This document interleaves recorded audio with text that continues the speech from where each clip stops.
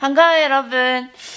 올해는 셀린이랑 프라다가 제일 인기가 많은 것 같아요. 그리고 작년에는 루비통이랑 보테가 베네타, 그리고 재작년에는 구찌랑 보테가 베네타. 맞죠 여러분?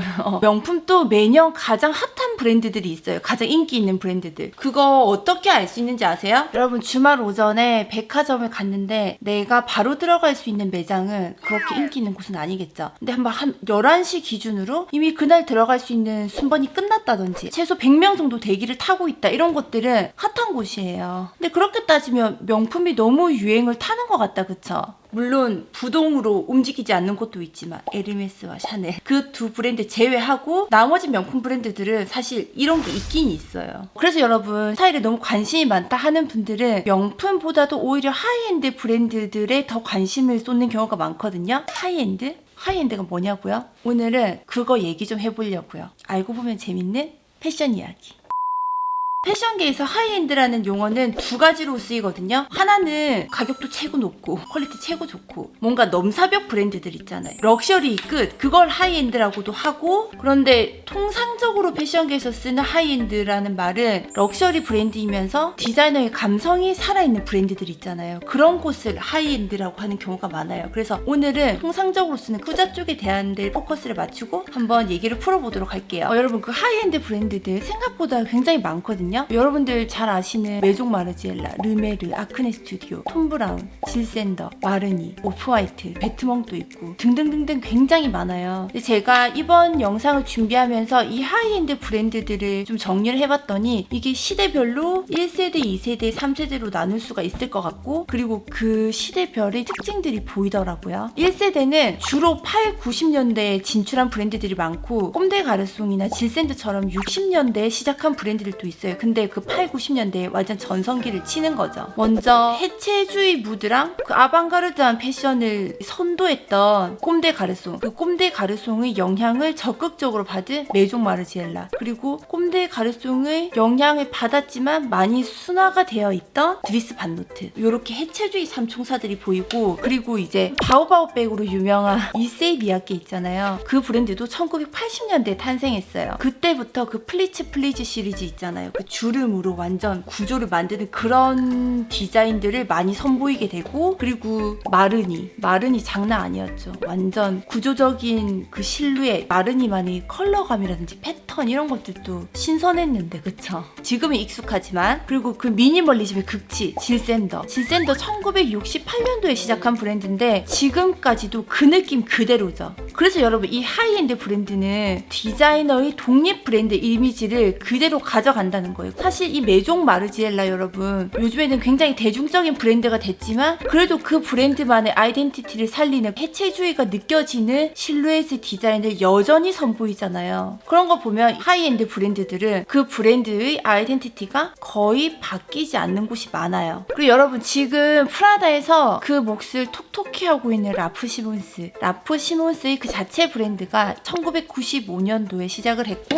제가 봤을 때는 이 1세대의 브랜드들이 가장 선제적인 디자이너들이 많았던 것 같아요. 그리고 지금까지도 많은 디자이너들에게 가장 많은 그 인스피레이션을 주는 브랜드들이 많았던 것 같아요. 그리고 이제 이 2세대는 2000년에서 2010년도에 주로 시작된 브랜드들이 많고, 이때 시작한 브랜드들은 조금 더 웨어러블한 것 같고 셀럽들이 브랜드들이 나오게 돼요. 그리고 섹스 앤 더 시티나 가십걸 같은 미국 드라마들이 유행을 하면서 뉴욕 베이스의 브랜드들도 이때 많이 나오게 돼요. 요즘 우리가 너무 좋아하는 르메르가 크리스토퍼 르메르랑 사라 린트란이 2006년에 재런칭을 하거든요. 원래 시작은 1991년도였어요. 근데 2006년도에 재런칭을 하면서 옷이 굉장히 웨어러블하고 편한 옷들 위주로 좀 미니멀리즘 하면서 그런 옷들로 사조를 바꿨죠. 그리고 이제 아크네 스튜디오 같은 경우는 시작은 1996년도인데 2000년대에 비로소 뭔가 주목을 받기 시작하는 브랜드, 그래서 그때 급성장을 했죠. 그리고 이제 이 셀럽의 브랜드들이 나오게 되는데, 스텔라 맥카트니는 그녀 자체가 천재적인 디자이너이기 때문에 그냥 셀럽이라고 묻기는 너무 미안한 감이 있지만 워낙 아빠의 후광이 강하니까. 그리고 그 올슨 자매의 더로우, 그리고 그 빅토리아 베컴은 영국 사람이잖아요. 베컴도 영국에 있을 텐데 브랜드는 뉴욕에서 런칭을 하게 돼요. 그만큼 그 당시 2세대 때 2000년에서 2010년 사이, 그때는 미국의 뉴욕 컬렉션, 그게 좀 핫했죠. 그때의 명성을 요즘은 좀 못 따라가는 경향이 있죠. 그리고 이제 그 당시에 또 아시안들의 브랜드들이 나와요. 필립 림이나 알렉산더 왕, 그 두 브랜드가 그때는 굉장히 인기도 많았고 굉장히 쿨한 느낌이었거든요. 지금은 좀 또 많이 아쉽지. 그리고 또 한 명 또 아쉬운 사람 하면 사실 이 브랜드는 그 당시에 진짜 최고였는데 지금 좀 글쎄요, 마케팅을 잘못한 건지 좀 아쉬움이 남는 브랜드가 바로 마크 제이콥스. 그 브랜드들이 이 2세대 브랜드였어요. 그리고 이제 3세대는 2010년도 이후에 나온 브랜드들인데, 이 브랜드들의 특징은 MZ세대를 겨냥하고, 그래서 그 마케팅 방식이 주로 SNS를 적극적으로 활용하는 방법, 그리고 그 스트릿 무드의 하이엔드 브랜드들이 또 대거 나오게 돼요. 그러면서 티셔츠, 스웨셔츠, 후드, 우리 편하게 입는 캐주얼한 착장에서의 고급 지향화가 이때 보이기 시작해요. 그 3세대의 또 특징이라고 하면 가방이나 신발 같은 그런 액세서리 위주의 판매보다는 주로 옷에 거의 집중을 하는 브랜드들이에요. 이 스트릿 무드의 3대 대장은 오프화이트, 배트먼, 피오가, 이 세 브랜드가 2010년도 초반에 다 나오거든요. 이 브랜드들이 지대한 영향을 미친 그룹이 어딘지 아세요? 젊은 패션에 열광하는 남자분들에게 엄청난 영향력을 끼치게 돼요. 그리고 이제 실제로 그 아이돌이나 아니면 좀 핫한 연예인 분들이 이 브랜드 옷을 많이 착용을 하게 되면서 완전 떠오르게 됐죠. 이 배트멍은 지드래곤의 브랜드라고 해도 과언이 아닐 정도로 지디가 입은 한 장의 사진에서 거의 시작된 브랜드라고 보면 돼요. 굉장히 센세이션했고, 기억하실지 모르겠는데 한동안 옷 팔이 이상할 정도로 길게 나올 때 있었잖아요. 팔이 여기서 저 끝까지 팔 길이가 엄청 긴 옷들 많이 보셨던 그 시즌이 기억나나요? 그때 배트멍 장난 아니었죠.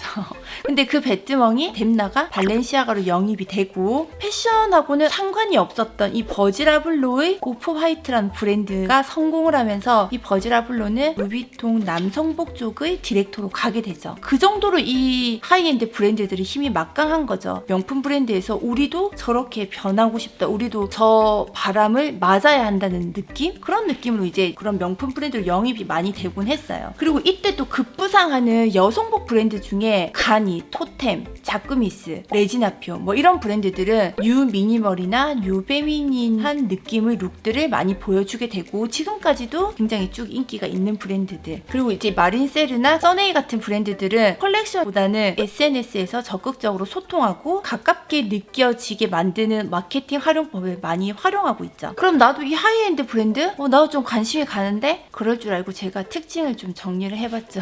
이 하이엔드 브랜드는 일단 새로워요. 그리고 요즘 3세대의 브랜드들은 굉장히 영한 느낌, 스트릿 무드를 많이 반영하고 있고, 어디서도 못 본 오리지널리티가 살아있는 곳이 진짜 대부분이에요. 그래서 장수하는 브랜드들도 꽤 많고, 그리고 이제 처음 우리가 받아들였을 때 어디서도 못 본 거기 때문에 좋은 충격을 좀 주는 브랜드들인 거죠. 저는 마린세르 기하학적인 패턴으로 전신 바디수트 같은 그런 옷들은 저는 좀 약간 충격적이긴 했는데, 그거를 또 블랙핑크의 제니가 입고 무대를 하는 걸 보고는 터지겠네 그런 생각을 했었던 썰이 있네요. 그리고 또 큰 특징 중에 이 핸드폰 안에서 굉장히 매력적으로 노출되는 느낌들이 있어요. SNS 마케팅을 적극적으로 활용하고, 그리고 그 웹사이트에 들어가도 여러분들이 느낄 수 있는 그 무드라든지 그런 것들이 그냥 우리가 아는 명품 브랜드의 경직되고 고루한 느낌? 그런 것들랑 확실히 차이가 있어요. 그러니까 비주얼라이징에 엄청나게 신경을 쓴다는 거죠. 그리고 큰 회사에 소속되지 않은 브랜드들, 시작은 독립으로 시작했고 지금은 어디에 영입이 된 곳들도 있겠지만 큰 회사에 소속되지 않았기 때문에 그들의 아이덴티티가 잘 살아있고, 그래서 소장 가치가 있죠. 명품보다도 오히려 요즘에는 저는 이 하이엔드 브랜드들이 소장 가치가 더 높다고 느껴지거든요. 그리고 조금 전에도 말씀드렸지만 버지라블로가 루비통으로 가고 또 댐나가 발렌시아가 간 것처럼 디자이너의 능력치에 따라서 그 명품 브랜드의 러브콜을 굉장히 많이 받는다는 것. 그래서 그 르메르가 유니클로로 갔잖아요. 그거 되게 충격적이지 않았나요? 그 하이엔드가 SPA로 간다는 것 자체가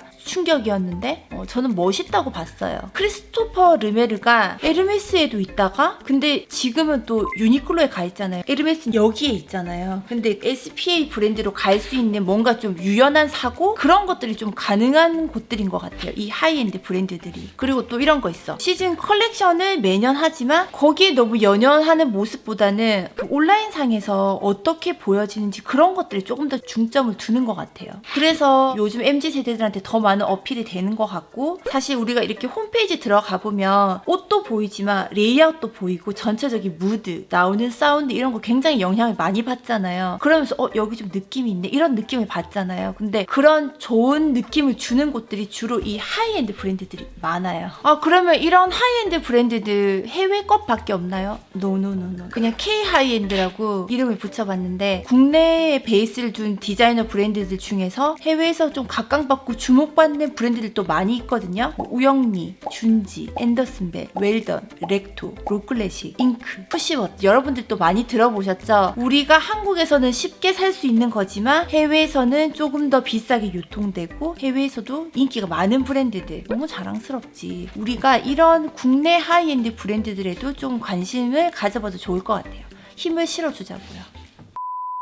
여러분 오늘 재밌게 보셨어요? 제가 영상을 처음 준비할 때는 지는 명품, 뜨는 하이엔드 이런 주제를 잡았었는데, 생각해보니까 그냥 이 하이엔드 브랜드들에서 받을 수 있는 새로운 활력이라든지 새로움에서 오는 신선한 기분들 있잖아요. 그리고 그 천재성에서 오는 경이감, 그런 것들을 그냥 우리도 알고 즐기며 살아보면 우리 생활이 조금 더 풍요로워지겠다. 그런 결론에 도달했네요. 그럼 여러분 전 가볼게요. 안녕. 뿅. Lately, everything's trembling. All my shelters are opening.